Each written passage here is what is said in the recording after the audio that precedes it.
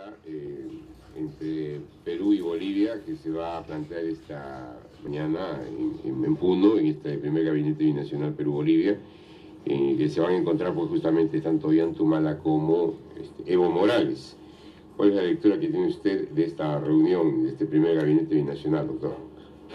Bueno, fíjate, Augusto, yo creo que lo primero que tendríamos que decir es que se trata de un encuentro histórico, pero no es solamente histórico porque se realice por primera vez, que ya es importante y tiene una elevada connotación para Perú y para Bolivia, sino porque hablábamos en el entretiempo, Perú y Bolivia son de los países de la región que han tenido en el imaginario colectivo y en la construcción de la sociedad del Estado-Nación, ¿no es cierto?, parecidos y similitudes que los llevó a los dos países, incluso, fíjate tú, cuando se alzaron a la vía independiente, el Perú en 1821 y Bolivia en 1825, a que se pensara en esa gran empresa que fue la Confederación Perú-Boliviana, donde Santa Cruz le puso ganas, pero en los frentes internos de lo que se estaba constituyendo, que era el Estado subperuano, norperuano y la propia Bolivia, habían pues fuerzas internas que lo impidieron. Entonces, hemos tenido un periplo en el siglo XIX importante. Recuerda también que Bolivia y Perú firmaron un tratado secreto de alianza defensiva en 1873, cuando era presidente del Perú Manuel Pardo Irabayo, el primer presidente civil. Y advenimos por ese tratado luego a enfrentar los dos la infausta guerra del Pacífico. Y como consecuencia de la firma del tratado de 1904 entre Bolivia y Chile, Bolivia quedó encerrada en los Andes, y en el año 1992 y luego en el año 2009, 2010, el Estado peruano, reconociendo la situación de frustración marítima, le otorga, ¿no es cierto?, un derecho de tránsito libre, sin soberanía, a Bolivia. De manera que tenemos pues una ratio histórica importante.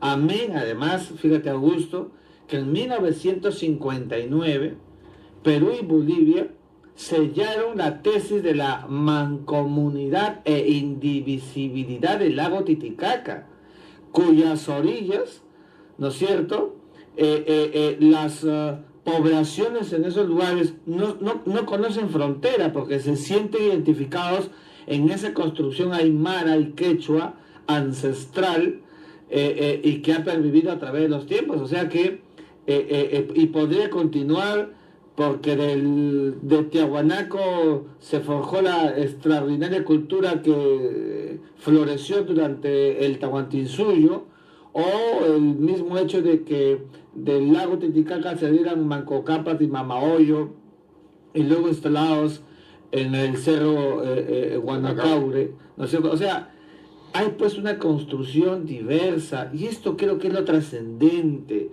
Últimamente hemos tenido, Perú y Bolivia, una suerte de sinsabores, ¿te acuerdas? Por el tema de la Virgen de la Candelaria, pero eso se superó. Sí. Y esto es parte de la integración. Dos países, así como relevamos el Carnaval de Oruro, la Virgen de la Candelaria, por este sincretismo que tienen los dos países. Por tanto, este encuentro es histórico por lo que te acabo de decir y porque acerca a dos países. Fíjate, las vecindades en política exterior se hacen fértiles cuando los poderes, el Estado mismo se expresa y se manifiesta en espacios tan pero tan relevantes como es una zona de frontera, donde no es pues normal que un jefe de Estado llegue con todo su gabinete, y eso es lo importante. Estos lazos históricos, doctor Rodríguez Mackey, que se remontan a la época en que, debido a una infausta guerra, Bolivia pierde prácticamente su salida al mar, pierde Antofagasta, y nos lleva a un contexto actual en el cual están haciendo un reclamo correspondiente ante la Corte Internacional de Justicia de La Haya. ¿Cree usted que puede haber de repente por ahí alguna solicitud de apoyo por parte del gobierno peruano que ya hizo el mismo planteamiento en otro sentido con el mismo Chile? Fíjate, lo que yo creo, Augusto, ya que tocas el tema del juicio entre Bolivia y Chile en la Corte Internacional de Justicia, lo que yo creo que es probable y es racional es que Bolivia, ¿no es cierto?, en la etapa en que vuelvan a la cuerda principal, porque todavía hay un mini juicio de un fallo pendiente por las sesiones preliminares, lo más probable es que Bolivia le diga a la Corte, ¿no es cierto?, que el Perú tendría que emitir una opinión o decir algo o sumarse al proceso, de acuerdo con el estatuto de la Corte y el reglamento. Pero, ¿por qué? Porque Perú forma parte de esa construcción histórica a la que me he referido, sobre todo en el tramo de la Guerra del Pacífico. Sin embargo, yo debo de insistir, Augusto, en que el problema entre Bolivia y Chile es un asunto enteramente bilateral y lo más probable es que por la prudencia y la majestad de la discrecionalidad de la política exterior peruana y de nuestra diplomacia, el Perú hará exactamente lo que Ecuador, cuando Chile le dijo a la Corte que Ecuador podría intervenir o tendría algo que ver en el problema con Perú, en la Corte de La Haya, en el juicio que tuvimos.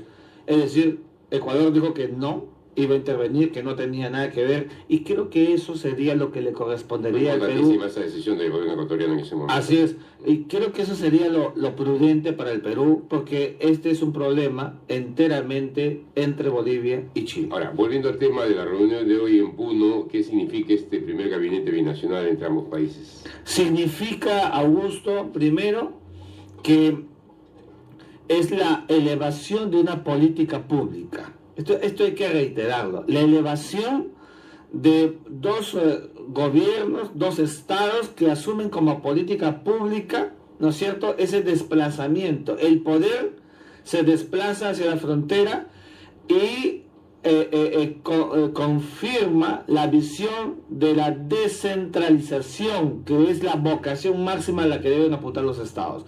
En segundo lugar, hay una agenda que ya todos la conocemos, que es pública, diversa y rica, que va a ser abordada en esta reunión, ¿no es cierto?, y que pasa por varios aspectos, entre ellos, por ejemplo, el tema del medio ambiente, el tema de la conservación del propio lago Titicaca como un espacio intangible, el tema del narcotráfico y el contrabando, que son álgidos y graves problemas en la zona de frontera, y es allí donde seguramente va a haber una detención mayor, ¿no es cierto? Pero seguramente también, Augusto, que no está en agenda, pero podría ser abordado este interés de Bolivia de ensanchar este gran proyecto que va a iniciarse desde el Brasil por la apuesta de China y una salida al Pacífico por el Perú. Lo más probable es que Evo Morales haga un planteamiento de que también podría incluir, ¿no es cierto?, el nivel ferroviario por el espacio, ¿no es cierto?, boliviano. Evidentemente son cuestiones que se tendrán que dilucidar en el camino, las apuestas por la negociación y lo que sea mejor y más viable, eso es lo que tendrá que convenir. Porque también es un sueño, es una cosa importantísima. Sí, lamentablemente no se ha dado la importancia que tiene. Así es, pero además, Augusto, está el tema del gasoducto. Hoy hay una suerte importante, ¿no es cierto?, de atender lo que significaría un gasoducto entre Perú y Bolivia, donde el gas boliviano podría llegar hasta la zona del Cusco, ¿no es cierto?, en un proyecto de más o menos $500 millones, ¿no es cierto? Y este proyecto, que partiendo de Cochabamba, llegando hasta el propio Cusco, permitiría, ¿no es cierto?, cubrir una gran demanda, sobre todo en el lado peruano, lo cual evidentemente esto es muy importante que se diga y que se haga, y para eso van los gabinetes con sus equipos para asumir la talla de la negociación y llegar a un resultado que permite el crecimiento y el desarrollo, porque estos gabinetes, Augusto, recrean fronteras vivas, que es lo que más falta le hace al Perú. Históricamente no hemos tenido fronteras vivas. Pero siempre se ha hablado de eso y nunca se ha puesto en práctica. ¿Por qué? ¿Y por qué? Porque nuestra visión ha sido siempre centralista. Nunca hemos mirado, nunca hemos tenido la visión periférica del país, más bien centralista, ¿no es cierto? Y ese ha sido pues un drama nacional que hemos tenido desde la propia gesta de la independencia, y que actos y gestos como este coadyuvan al proceso. La regionalización que comenzó Alejandro Toledo, ¿no es cierto?, que ha continuado García Pérez y que ahora está llevando a cabo Ollanta Humala, nos relieva que hay que seguir trabajando en esta visión de política de Estado, mirándolo al tema de fronteras. Ahora, el gabinete ministerial, digamos, el gabinete binacional se ha dado ya entre Ecuador, con Colombia, con Bolivia. Sí. ¿Es posible uno con Brasil? Todo es posible, pero claro que sí. Me haces acordar cuando mi maestro en la Cancillería, Gonzalo Fernández Puyó, siempre nos recordaban esas tertulias y esas reuniones de trabajo en Torre al encuentro Geyser Morales Bermúdez, en pleno espacio y en plena frontera amazónica entre los dos países.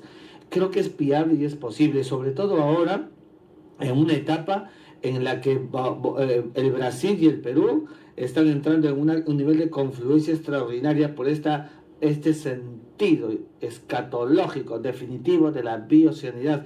Pero me adelanto, también es posible y es necesario que se produzca un gabinete binacional peruano-chileno.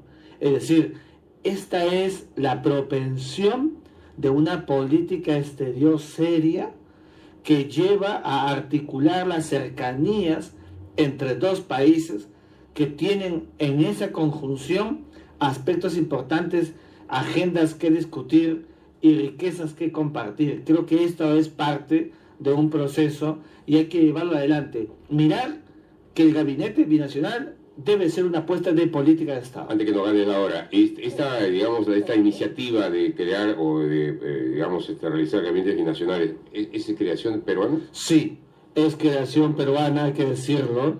Es una apuesta muy particular del gobierno, y es bueno que se haga y que los demás países estilen este tipo de trabajos, más allá de la logística que significa, ¿no es cierto?, el traslado, porque hay costos, pero en la Augusto siempre es mucho más próspero, porque también Puno está viviendo la festividad de tener a todas las autoridades. Eso ayuda y coadyuva al sentimiento nacional periférico, sobre todo en la zona de frontera. Doctor Miguel Ángel Rodríguez Baqué, es un gusto siempre conversar con usted. Muchísimas gracias. Muchas gracias.